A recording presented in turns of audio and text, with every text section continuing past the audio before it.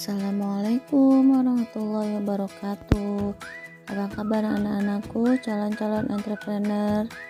Kali ini Ibu akan melanjutkan materi sebelumnya, yaitu mengenai budidaya tanaman pangan, dan kali ini mengenai harga pokok produksi budidaya tanaman pangan.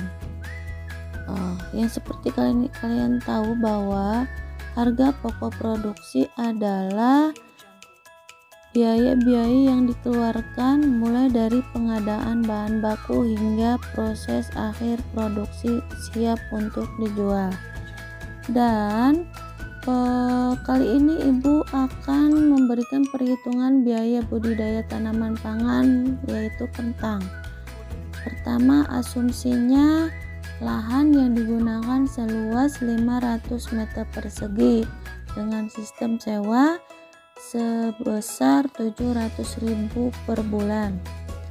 Kemudian periode perhitungan analisis usaha dilakukan setiap 5 bulan sekali.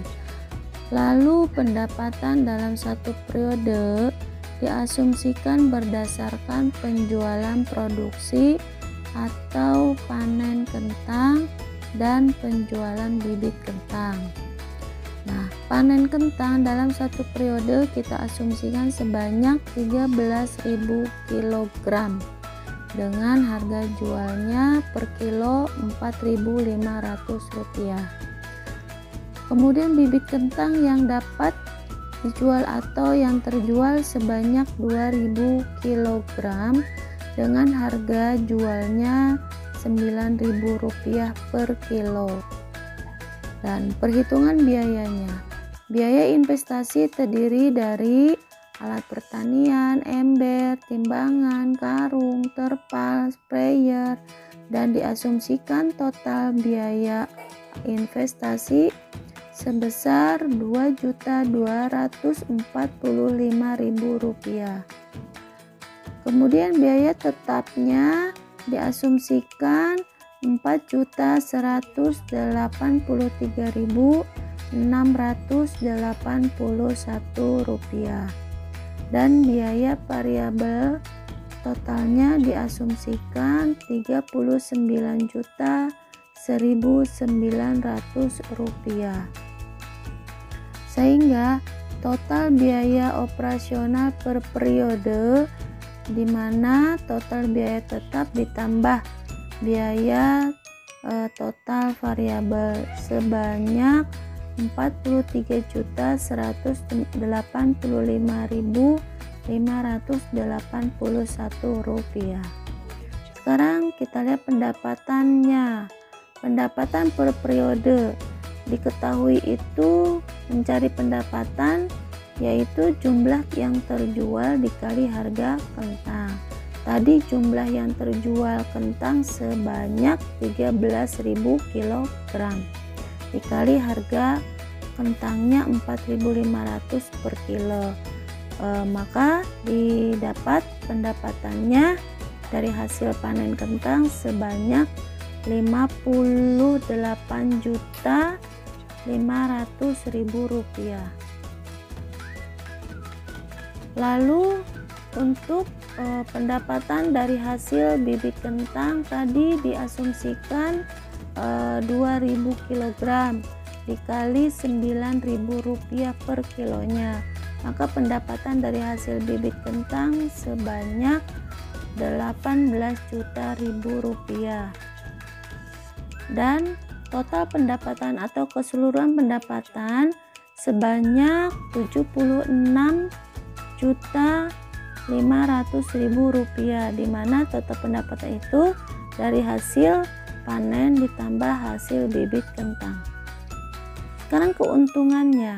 Keuntungan diketahui per periode itu dari pendapatan dikurangi total biaya operasional atau total biaya pokok produksi.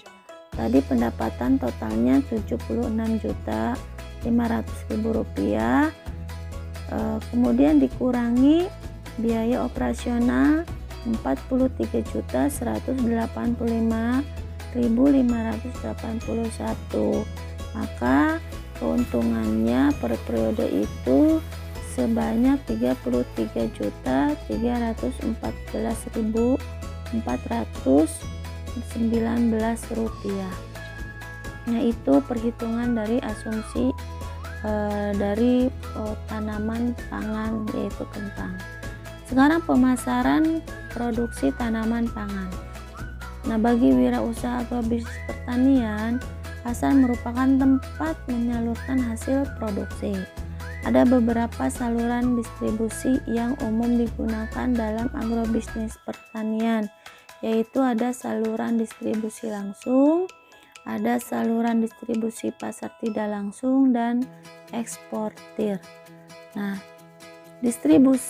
saluran distribusi langsung adalah saluran distribusi yang mengarah kepada konsumen, seperti petani menjual langsung ke restoran, petani menjual langsung ke rumah sakit, ke hotel, ke rumah tangga, atau ke home industri dan sebagainya.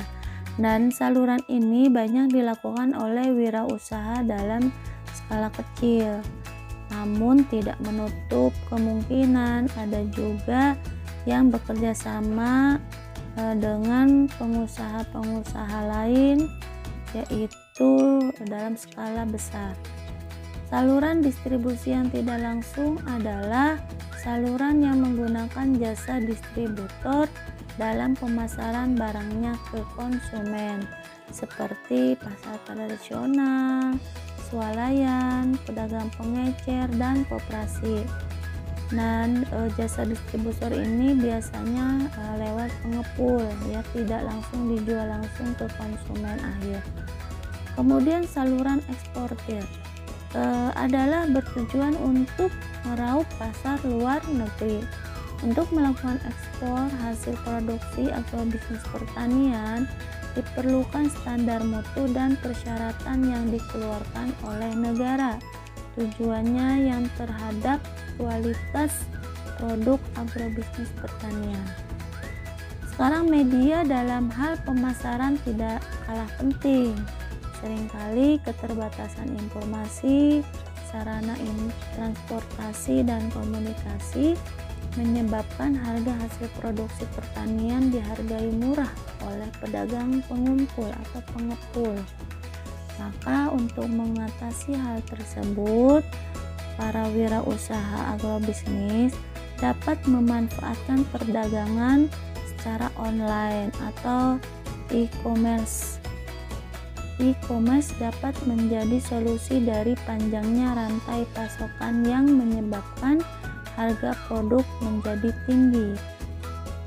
Pemanfaatan aplikasi di internet seperti layanan sosial media tidak hanya memotong mata rantai pasok, tapi dapat mempertemukan semua produsen secara online, dan sebaliknya juga pembeli dengan produsen.